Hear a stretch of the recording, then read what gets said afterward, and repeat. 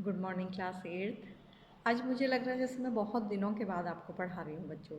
आज मैं आपको पढ़ा रही हूँ सुदामा चरित, जो एकमात्र पार्ट हमारा बच गया है बच्चों। पार्ट 12th है आपके सिलेबस में, जो इस समय एग्ज़ाम में आने वाला है। तो आज मैं इसको शुरू कर रही हूँ। इसमें 2 या 3 दिन लगेंगे हमें। इसको अच्छी तरह से समझिएगा, इम्पोर्टेंट तो है ही ये, इस समय आएगा, इसमें से क्वेश्चन आंसर आते हैं। तो इसके लिए आपको भावार्थ सीखना और भावार्थ लिख लेना ज़रूरी है। अपनी कॉपी में लिख भी लीजिएगा। इधर आपका लिखित काम भी थोड़ा सा कम हो रहा है। अब स्टार्ट करिएगा बच्चों। तो सुदामा चरित पहले मैं आपको थोड़ा सा बता देती हूँ। सुदामा और कृष्ण की मैत्री, मित्रता, फ्रेंडशिप बहुत प्रसिद्ध है बच्चों। बार बार उसका एग्जाम्पल दिया जाता है या उदाहरण दिया जाता है। तो सुदामा जहाँ एक बहुत गरीब ब्राह्मण थे, वहाँ कृष्ण राजा थे। ठीक है, मथुरा के राजा थे, लेकिन उनकी मित्रता बहुत प्रगाढ़ थी। बचपन में वो एक साथ पढ़ते थे। तब भी सुदामा की जो माली हालत थी, उनके घर की जो हालत थी, गरीबी की हालत थी, और कृष्ण अच्छे परिवार से संबंध रखते थे। तो जब वो साथ पढ़ते थे तो कहा जाता है खूब शैतानियाँ भी करते थे, लड़ते भी थे आपस में, लेकिन उनकी मित्रता, तो बीच में किसी कारण से सुदामा और कृष्ण का मिलना नहीं हो पाया। तो जब कृष्ण मथुरा के राजा बन गए तो सब जगह उनके चर्चा होने लगे। तो एक दिन सुदामा ने भी, अच्छी तरह ध्यान दे के सुनिएगा, एक दिन सुदामा ने अपनी पत्नी से ये जिक्र कर दिया कि कृष्ण उनके मित्र हैं। तो उनकी पत्नी बहुत प्रसन्न हो गई, और वो बहुत परेशान तो थी ही गरीबी से। तो उन्होंने कहा कि जाइए, आपके मित्र राजा हैं, उनके पास जाइए, हो सकता है वो हमारी कुछ सहायता करेंगे। तो सुदामा एक स्वाभिमानी ब्राह्मण थे। उन्हें किसी से मांगना या किसी के पास यह दर्शाने के लिए जाना कि उनकी स्थिति अच्छी नहीं है, कोई उनकी सहायता करे, उन्हें बिल्कुल भी मंजूर नहीं था बच्चों। लेकिन अपनी पत्नी के बार बार जिद करने पर वो जाने के लिए तैयार हो गए। लेकिन जब वो जाने के लिए तैयार हुए तो उन्हें लगा कि उनके घर में, कभी कभी उनके घर में खाने को भी कुछ नहीं होता था। तो उन्हें लगा कि उनके पास कृष्ण को देने के लिए कोई भी उपहार नहीं है, कुछ भी नहीं है उनके घर में, क्योंकि वो उधार करके खाना खाते थे। उनके घर में खाने को भी ठीक तरीके से नहीं होता था। तो उनकी पत्नी से उन्होंने इसका जिक्र किया। तो वो गांव में गई किसी पड़ोसी के पास और 3 मुट्ठी चावल ले आई, कौदू चावल ले आई। कौदो सावा एक तरह का अनाज होता है बच्चों, उसको ले आई। तो एक तरह के चावल का सा अनाज होता है, उसको ले आई और उन्होंने पोटली बांधी। पोटली बांधी मतलब एक कपड़े की, पुराने कपड़े में उन चावलों को बांध दिया। कौदो एक प्रकार के चावल ही होते हैं, चावल की एक प्रजाति है, उसको बांध दिया और कहा कि अपने मित्र के लिए ले जाइए। तो सुदामा को संकोच भी हो रहा था राजा के पास जाने में, बिल्कुल नहीं चाहते थे, मैंने कहा, लेकिन पत्नी के जिद करने पर वो चले गए। तो जब वो मथुरा पहुंचते हैं तो देखते ही द्वारका को देखकर आश्चर्यचकित रह जाते हैं। ऐसी चमकता शहर उन्होंने कभी देखा ही नहीं था, नगरी उन्होंने देखी ही नहीं थी। वो तो गांव में रहने वाले व्यक्ति थे, तो वो देखते ही रह जाते हैं और देखते देखते चलते हैं। तो पहुँचते पहुँचते वो कृष्ण के महलों में पहुँच जाते हैं। ठीक है, तो जब वो पहुँचते हैं तो वहाँ कृष्ण के महल के पास बाहर खड़े होते हैं। तो द्वारपाल उन्हें निश्चित ही अंदर नहीं जाने देता है। तो तब वो कहते हैं कि कृष्ण उनके, कब वो कृष्ण से मिलना चाहते हैं। तो द्वारपाल उनका नाम पूछता है। तो उसके बाद उनको रोककर वो महाराज कृष्ण के पास आता है कि कौन व्यक्ति आया है, उसे अंदर लाऊं या नहीं। तो किस तरह से परिचय देता है वही यहाँ पर बताया गया है। तो सुनिएगा, ये अवधी ब्रज भाषा मिश्रित लिखा गया है, जिसमें सुदामा की दीन दशा का वर्णन करते हुए कृष्ण की उदारता का वर्णन किया गया है। देखिएगा, शीस पगा, शीश होता है बच्चों संस्कृत तत्सम, लेकिन हम दूसरी भाषा पढ़ रहे हैं, हिंदी नहीं है, तो शीस तद्भव शब्द का प्रयोग किया गया है। शीस पगा, उसके सिर में किसका वर्णन कर रहा है द्वारपाल? सुदामा का। ठीक है, उसके, जो व्यक्ति आपके बारे में पूछ रहा है, उसके सिर पर पगड़ी नहीं है, न झंगा तन में, और उसके शरीर में ढीला सा कुर्ता है। प्रभु जाने को आ ही बहे किसी, के ही ग्रामा, पता नहीं वो किस गांव का रहने वाला है। न तो उसके पास पर्याप्त पगड़ी है और कुर्ता भी अजीब सा है, न उसके पास पहनने के लिए कोई अच्छा सा कुर्ता है। प्रभु जाने को आही बसे के ही ग्रामा, पता नहीं कोई आया तो है, पता नहीं वो किस गांव का रहने वाला है। धोती फटी सी, उसकी धोती जो है वो फटी हुई है, धोती मात्र पहनी है उसने और वो फटी हुई है। लटी दुपट्टी, और जो दुपट्टा उसने ओढ़ा हुआ है वो भी मैला सा गंदा सा दुपट्टा है।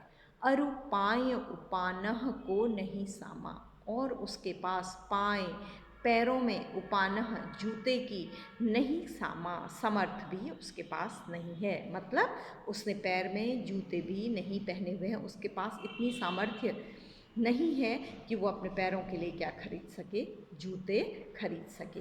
द्वार खड़ो द्विज दुर्बल एक, आपके दरवाजे पर एक दुर्बल कमजोर ब्राह्मण खड़ा है। दुर्बल ब्राह्मण खड़ा है। रहियो चकिसों, रह रहा है चकित वसुधा अभिरामा, वह लगातार चकित सा होकर आपकी नगरी को देख रहा है। पूछत दीन दयाल को नाम, दीनों पर दया करने वाले यानी कि आपका कृष्ण का नाम पूछ रहा है। बतावत आपनो नाम सुदामा, और अपना नाम क्या बता रहा है, सुदामा बता रहा है। ये किसको परिचय दिया जा रहा है, कृष्ण को। ठीक है, फिर से देखिए कि उसके सिर पर कोई पर्याप्त पगड़ी नहीं है। बच्चों, अगर कोई राजा से मिलने आता है तो वो कैसे आता है, उचित कपड़े पहनकर आता है, अच्छी तरह ड्रेसअप होकर आता है। तो यही बात उसके लिए आश्चर्य का कारण है, इसलिए वो बता रहा है। न झगातन में, और उसके बदन पर कुर्ता भी नहीं है, एक ढीला सा कुर्ता भी उसके बदन पर नहीं है। प्रभु जाने को, पता नहीं कौन है, जाने कौन है, आही आया हुआ है, बसे के ही ग्रामा, पता नहीं किस गांव का रहने वाला है। धोती फटी सी, उसकी धोती जो है, धोती उसने पहनी हुई है लेकिन वो भी कैसी है, फटी हुई है। लटी दुपट्टी, और उसका दुपट्टा लिपटा हुआ है, बेकार है, अच्छा नहीं है। अरु, और दुपट्टा लिपटा हुआ कब हो जाता है, जब वो क्या हो जाता है, पुराना हो जाता है। अरु पाई उपानह को नहीं सामा, और उसके पास पैर में पहनने के लिए जूते खरीदने की भी क्षमता उसकी नहीं है। किसके लिए कहा जा रहा है, सुदामा के लिए, कि उसका दुपट्टा ऐसा लटका है, वो भी गंदा सा है, पुराना सा है, तो और पैरों में चप्पल पहनने की भी सामर्थ्य उसके पास नहीं है। यानी कि वो कैसे आया है बच्चों, नंगे पैर आया है। द्वार खड़ो द्विज दुर्बल एक, द्वार पर एक कमजोर सा ब्राह्मण खड़ा है। रहियो चकिसों, और बहुत आश्चर्यचकित है, वसुधा अभिरामा, सुंदर नगरी को देखकर वह बहुत ही आश्चर्य में है, चकित है, आश्चर्यचकित है। पूछत दीन दयाल को नाम, दीनों पर दया करने वाले आपका नाम पूछ रहा है। बतावत आपनो नाम सुदामा, और आपका अपना नाम क्या बता रहा है, सुदामा बता रहा है। तो बच्चों, इसमें क्या क्या प्रश्न बने हैं कि सुदामा की दीन दशा का वर्णन करिए, या सुदामा का वर्णन द्वारपाल ने महाराज कृष्ण से किस प्रकार किया है उसे अपने शब्दों में करिए। तो ये क्वेश्चन बनता है इसमें।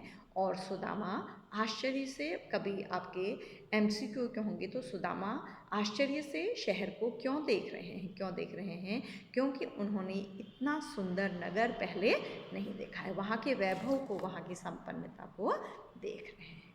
अगला पैराग्राफ देखिएगा, ये समझ में आ गया होगा आपको। आपको भावार्थ लिखना भी है। ऐसे बेहाल बेबाइन सो, अब क्या है बच्चों, बीच में कुछ कथा के भाग को स्किप कर दिया गया है।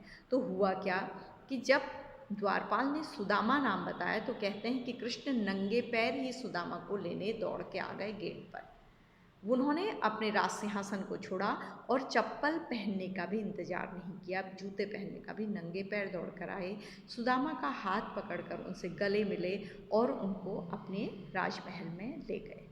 अब राजमहल में ले जाकर उनके पैर धोने की व्यवस्था हुई, क्योंकि उन दिनों मेहमानों के या ब्राह्मणों का पैर धोकर स्वागत किया जाता था। तो उन्होंने जब पैर धोने चाहे तो उसके बाद क्या स्थिति हुई उसका वर्णन अगले पैराग्राफ में किया है। ये जो कविता है पूरी कहानी की तरह कविता है बच्चों, तो बीच के कुछ पदों को स्किप कर दिया गया है, ठीक है। ऐसे बेहाल विवाइन सो, तो कृष्ण देख रहे हैं कि सुदामा के पैर नंगे पैर चलने से क्या हो गए हैं, फट गए हैं। आपने कभी किसी मजदूर के पैर देखे होंगे कि पैर के तलवों की स्किन क्या हो जाती है, फट जाती है, उनमें बहुत दर्द होता है बच्चों। कभी कभी कोल्ड में किसी को एलर्जी भी होती है, ठंडे से भी पैर क्या होने लगते हैं, फटने लगते हैं, तो बहुत दर्द होता है उसमें। तो ऐसे बेहालों से कहते हैं बेवाई, तो बेहाल बहुत दर्द देने वाली विवाइन सो, ऐसी बेवाइयाँ आपके पैर में हो गई हैं। पग कंटक जाल लगे पुनि जोए, और उनके पैरों में जो कांटों के जाल लगे हुए थे, अनेक कांटे लगे हुए थे, उन्हें जोए, उन्हें कृष्ण ने क्या किया, एक एक करके बीना या निकाला। देखिए कृष्ण राजा हैं, लेकिन अपने मित्र को इस हाल में देखकर वो ज़मीन में बैठ गए, पानी की परात लेकर, और कृष्ण के पैर से क्या निकालने लगे, कांटे निकालने लगे। और कृष्ण के सुदामा के पैरों में बेवाइयों को देखकर वो क्या हो गए, बहुत बेहाल हो गए, व्यथित हो गए, व्याकुल हो गए। हाय महादुख पायो सखा, अरे मित्र सुदामा, तुम्हें तो बहुत दुख मिल गया। तुम आए इते न, कि तुम यहाँ क्यों नहीं आए। कितने दिन खोए, तुमने कितने दिन ऐसे ही खो दिए, दुख में बिताते बिताते खो दिए। तो कृष्ण को बड़ा खेद है, बड़ा पश्चाताप है कि उन्हें अपने मित्र की इस हालत के बारे में पता नहीं लगा और वो भी उनसे मिलने नहीं आया। देखी सुदामा की दीन दशा, दशा होना चाहिए था, लेकिन मैंने आपको बताया तद्भव शब्दों का प्रयोग किया गया है। तो सुदामा की करुणामयी दशा को देखकर, दयनीय दशा को देखकर, बिगड़ी हुई दशा को देखकर करुणा करके करुणा निधि रोए, अत्यधिक दया करके, करुणा करके, बहुत संवेदनशील हो गए, भावुक हो गए, करुणा निधि रोए, करुणा के सागर भगवान कृष्ण रोने लगे। कृष्ण रोने लगे क्योंकि उन्हें दया आ गई। ये बच्चों करुणा निधि में रूपक अलंकार है, क्योंकि बीच के उपमा वाले शब्द को क्या कर दिया गया, स्किप कर दिया गया है। पानी परात को हाथ छुयो नहीं, और कृष्ण ने पानी के परात में हाथ भी नहीं लगाया। नैनन के जल सौ पग धोए, अपनी आँखों के पानी से ही उनके पैरों को क्या कर दिया, धो दिया। क्या मतलब है बच्चों, कृष्ण को सुदामा के पैर धोने के लिए जो पानी भर के लाए थे सेवक, उसकी आवश्यकता ही नहीं हुई। उन्होंने अपनी आँखों के अश्रु जल से ही अपने मित्र के पैरों को धो दिया। इसका क्या मतलब है, कौन सा अलंकार है इसमें बताइए।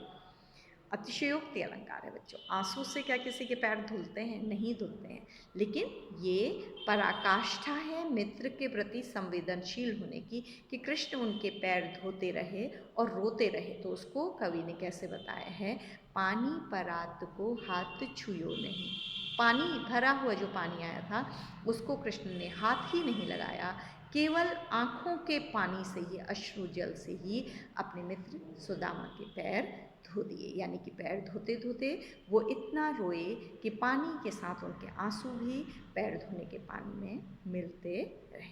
तो इस तरह का वर्णन है। ये कविता बच्चों आपके पेरेंट्स की एज में या हमारी एज में बहुत फेमस कविता थी। इसको पढ़ते थे लोग, सारी पूरी कविता को कहानी की तरह। बहुत अच्छी कविता ये मानी जाती है।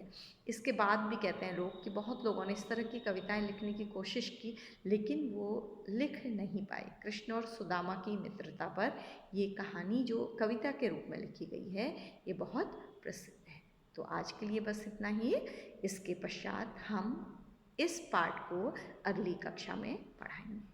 तो thank you class, thank you बच्चों। पढ़ाई करिए अपने एग्ज़ाम के लिए, अपनी सेफ्टी का ध्यान रखिए। थैंक यू बच्चों।